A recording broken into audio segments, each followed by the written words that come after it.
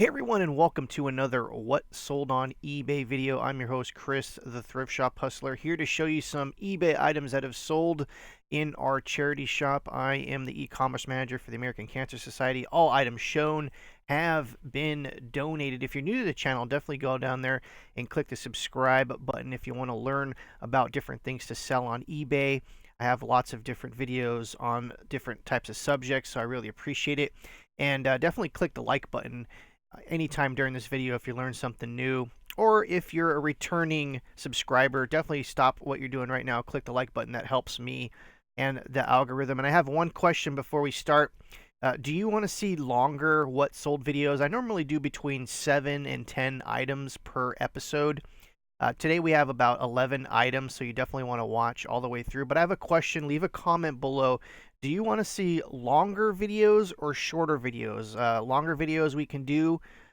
Shorter videos we can do. We can break those up throughout the week. Let me know what you, the viewer, wants to see, and we will do it. All right, let's get started here. First up, we have this Loro Piana. This is a scarf, 36 by 36. This is square hot air balloons, as we can see here.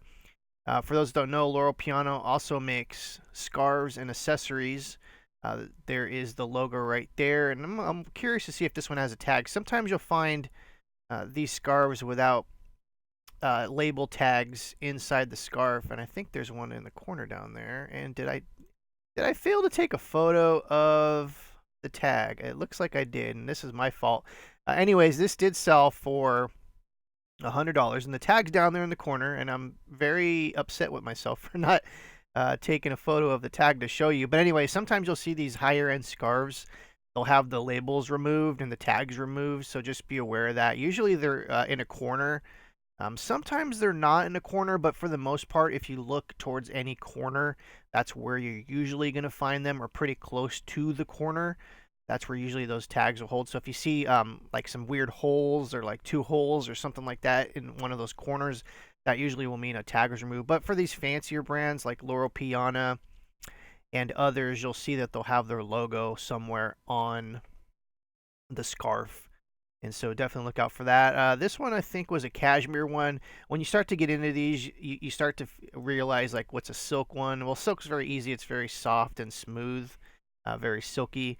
For a guy like me, it was very hard to kind of get into this kind of genre and figure out all the different things, because I didn't know what a cotton blend was. I didn't know what rayon felt like. I didn't know what cashmere blend feels like, because there's lots of cashmere silk blends, and once you start dealing with scarves, you can definitely learn about that. One of the so like I guess a pro tip right off the bat is Goodwills are usually a good place to find scarves, because people aren't usually looking for them.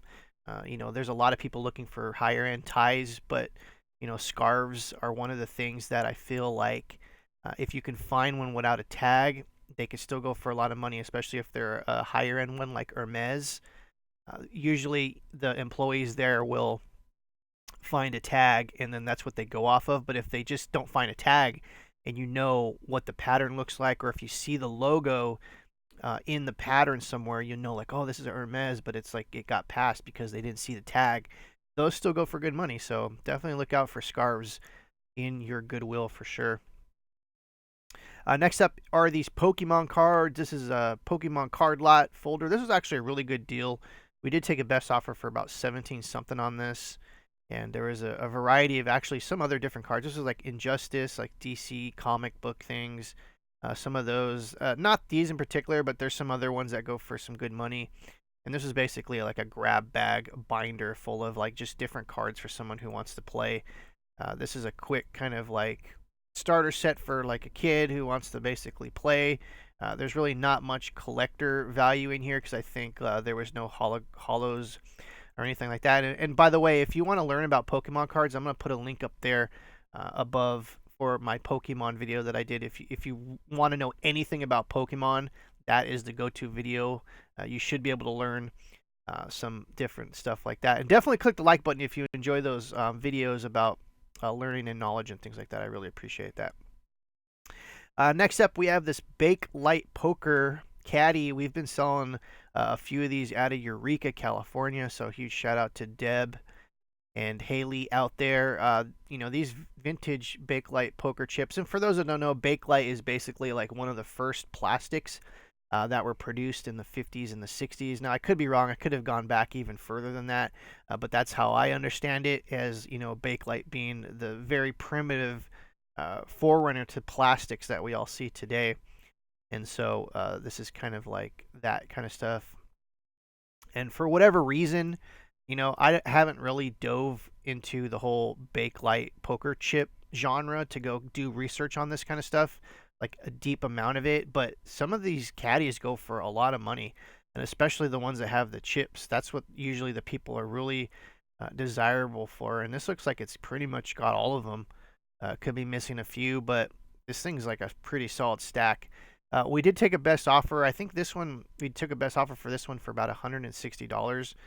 So this is definitely an estate sale item. I doubt you're going to find this at a Goodwill. You might find this at a garage sale, but this is definitely an estate sale item. So if you're out there in the States, look for these. Now, I can't tell you like there's a name brand or anything like that. You just have to know what you're looking at.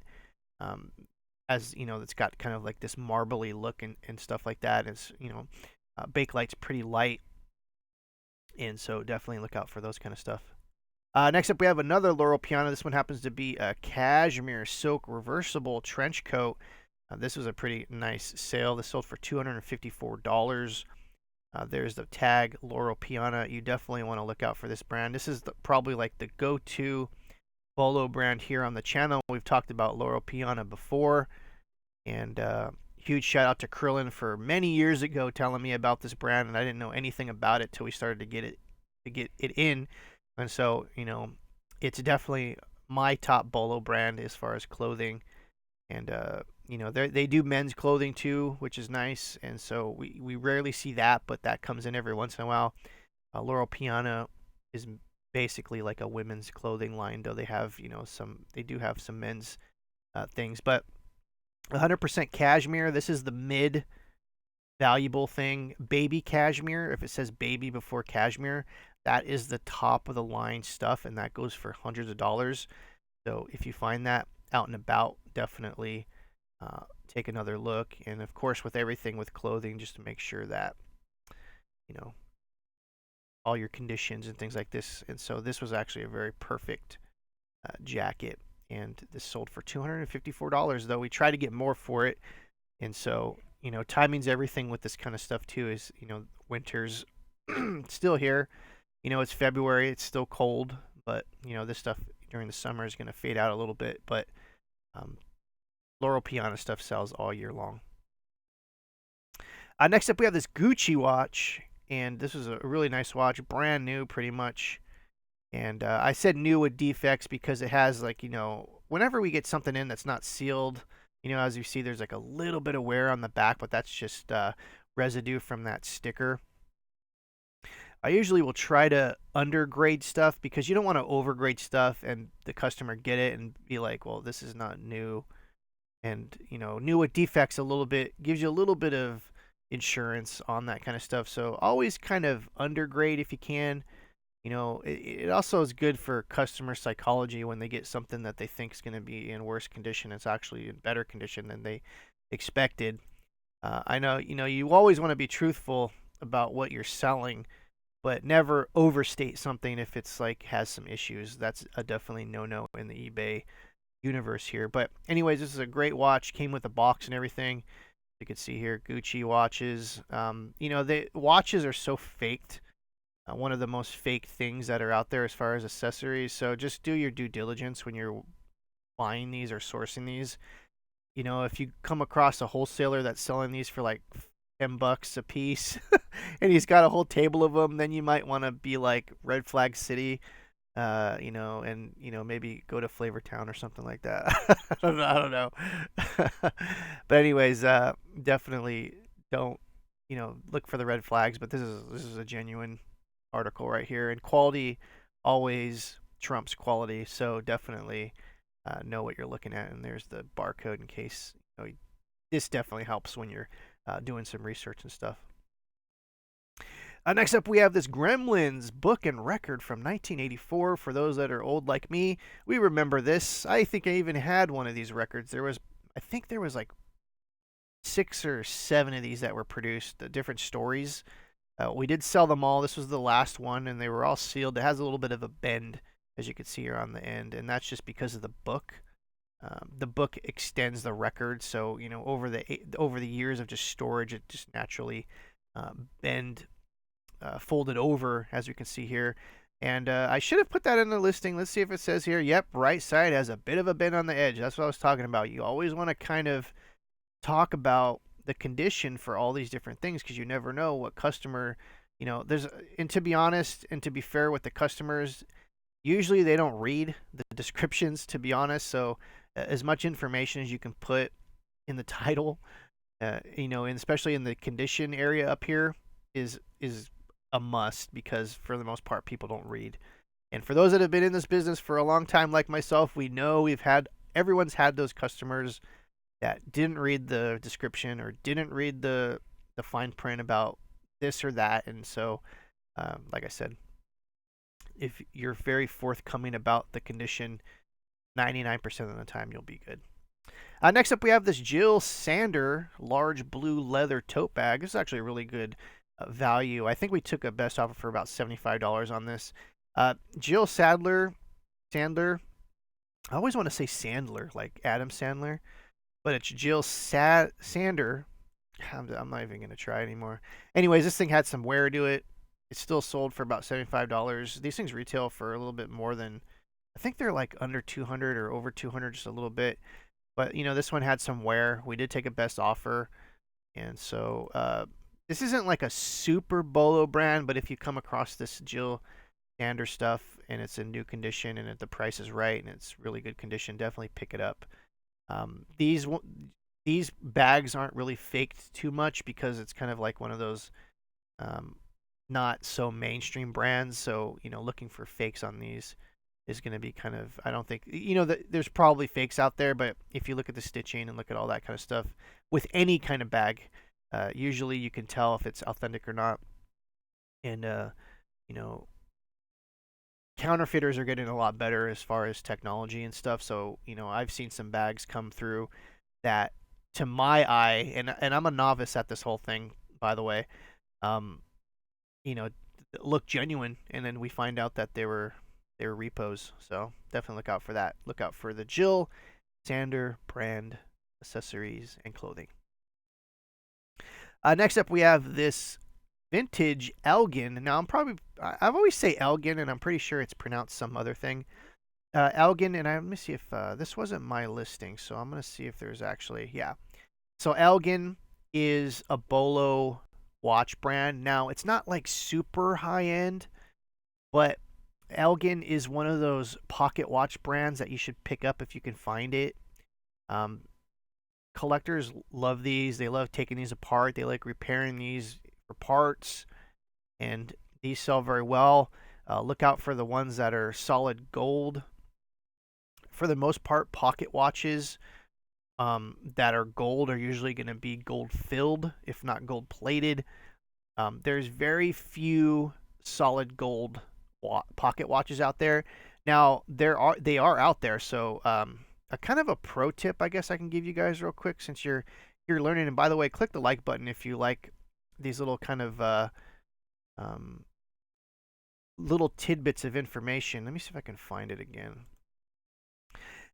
Green corrosion in the corner over there usually will represent that it's not pure gold. Pure gold usually doesn't tarnish. As a matter of fact, I don't think it ever tarnishes. Sometimes it might need to be buffed out or there's dirt on it. But for the most part, that toning and stuff around the edge and the pitting, gold's not going to do that. If you see green, that's definitely not gold. It's usually like a gold plate or some kind of alloy or whatever. So that doesn't mean 100% for sure, but that just lets give you these little clues. Like if you don't have like a gold testing unit on you, which you probably shouldn't, usually those are like, harsh chemicals and stuff. So you definitely want to not carry that around, but, a magnet or whatever is something that you can carry around without any kind of problem. But, that's kind of a pro tip right there. If you see some kind of like corrosion and definitely the green stuff. Now, I don't know if there's any particular name for that green stuff that gets on jewelry that's fake. But if you know the answer to that, let me know in the comments below. I forget what it's called, and I heard it's um, like it spreads to other pieces of jewelry if you have it, like that green stuff. I don't know if it's like mold or whatever, but definitely leave a comment below if you know what that green stuff that gets on fake jewelry is called, like a specific name, so I can do some more research. Anyways, this sold for $58 with 7 bids. This thing didn't work, not running. Uh, this is definitely a garage sale and estate sale kind of thing, though. Sometimes you find this stuff at Goodwills, but I've been told they pull a lot of this pocket watch stuff and sell it online. So definitely look out for these. Next up is Jackie Robinson. This isn't a signed photo, but it is an official MLB licensed product here, as you can see with the logo in the corner, as you can see here. I think I did a photo of the. Let me see. I think I have a photo of. Anyways, I don't. There's another. So, anyways, what I'm saying is this isn't a signed photograph, and it still went for about $74.99. This was an official ball used at a Dodger game, so this could have been like a foul ball recently. So to me, this is like one of those things that people make to make money. This is basically a collector's item that was put together. Someone sees like, oh, a game used ball, like Jackie Robinson must have touched this ball. No, these are newer balls from newer games, limited edition to 500, and they made 500 of these. Now, if this was an official ball from Jackie Robinson, if this was signed by Jackie Robinson, I'm not quite sure when he died. I'm trying to think if he was around during the 8x10 glossy signature era. But anyways, a signed framed with him would have went for $300 to $500. With a game used ball and a signature, probably would have went higher than $500. But this is kind of one of those quickly made, produced, mass produced, as you can see here.